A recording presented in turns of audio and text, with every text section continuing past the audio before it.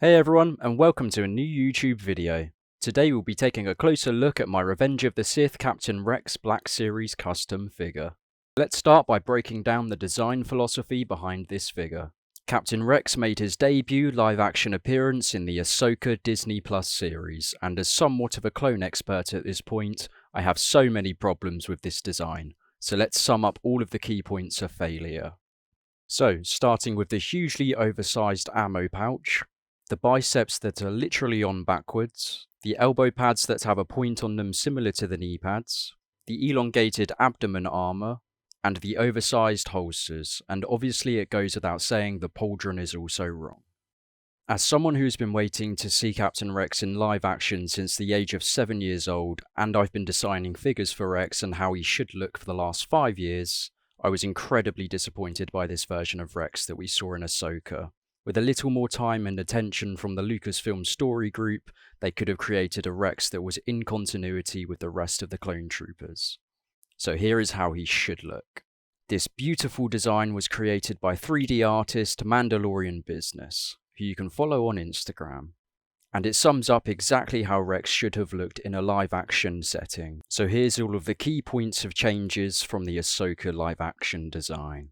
And all of this was thought up using the existing armor that's worn by Commander Bly in Revenge of the Sith, so it is in continuity with the existing clone armor created by the George Lucas era of Star Wars.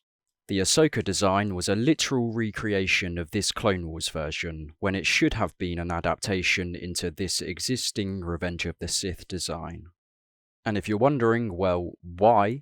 It's because this is how Commander Bly looked in the Clone Wars when he appeared in his Phase 2 armor. And this is how he looked when he appeared in Revenge of the Sith wearing the exact same armor.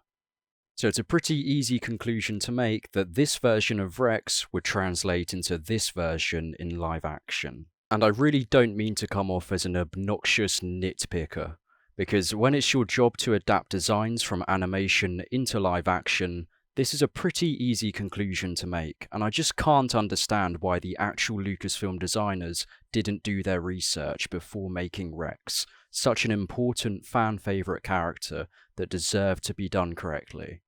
But anyway, let's take a closer look at what Rex would have looked like if he had been done properly. I made this figure using the new Hasbro Phase 1 Clone Trooper from their Black Series line, and I 3D printed the helmet and pauldron using files made by DS Artwork and More and Jumping Gopher, who you can follow on Instagram and find their files on Patreon. The camera clip, DC-17s, holsters and ammo pouch are also 3D prints that were modelled by Atanak, who has a CG Trader store where you can buy the files. Now let's take a look at some of the unique functions on this figure. He has a magnetic ammo pouch which attaches to the pauldron, and the pauldron is also magnetic, so it moves out of the way with the helmet, which prevents any paint rubbing against the helmet and pauldron, and also allows the helmet to utilise its full range of motion. The rangefinder is also magnetic, so that can be articulated and removed. And of course, the helmet is also removable due to the hot glue joint I made for it. If you want to learn how to make a hot glue joint for your helmets, then you'll find a step-by-step tutorial in the previous video I made for my channel. Here's how the magnets look on the pauldron. There's 2 on either side of where the shoulders are, and it just clips on very easily and moves nice and freely around the neck. And now I'll show you exactly how strong these magnets are. It doesn't come off. So it connects to one magnet glued flat on the right side and one magnet glued at an angle, so there isn't a direct contact with the pauldron, meaning that it moves better and it isn't fixed into one position. I also have this Captain Rex head for it from the original Black Series release, which is a wonderful looking head. However, it has got this QC problem, which is a blemish in the plastic, so that's a shame, but it's still a wonderful paint job, and honestly way better than the newer Captain Rex heads that we've seen. The old technology somehow was superior. Here's a closer look at all of the details on the figure. Around the feet I did lots of flicks of paint and brushes of brown, and that's what's created this dirty look. I also did the same grimy weathering effect around the trim of the camera. So 1 tally mark is 1 battle, and with this being at the end of the Clone Wars timeline, I've done a ton of tally marks, 1 for each battle, and you would expect he'd fought a lot of battles at this point. You may have noticed the grey elbow straps. This is just a personal preference of mine that I saw from the Hot Toys figure, and I really like it. If you were making a 100% accurate Revenge of the Sith clone, then these straps would just be white. Then you've got the camera clip. I've used 3mm gross grain ribbon and cut it in half to do the straps. These weld marks were made using green stuff epoxy putty, and he's got these weld marks because he's welded together his Phase 1 armour with his Phase 2 armour. I guess he just likes the old armour. It's not coming up very well on camera, but there's also a ton of weathering on the pauldron using greys and blacks. The helmet is certainly the coolest part of Captain Rex, welding together that Phase 1 faceplate with the Phase 2 upgraded helmet. He's got the blue vent lines accurate to the Revenge of the Sith clones, and even more tally marks on the dome of the helmet. And of course that magnetic rangefinder is fully functional.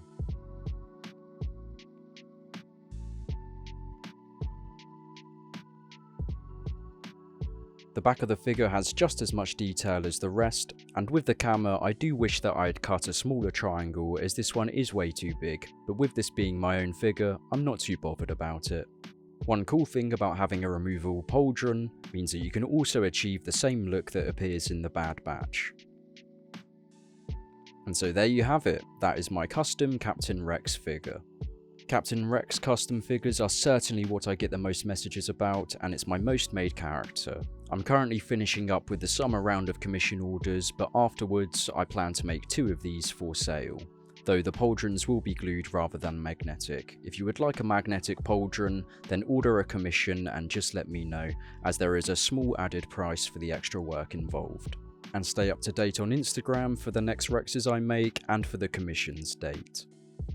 So that's it. Thank you so much everyone for watching this video, I really do appreciate it. Make sure to drop a like if you enjoyed the video and subscribe to the channel for more content like this. See you next time.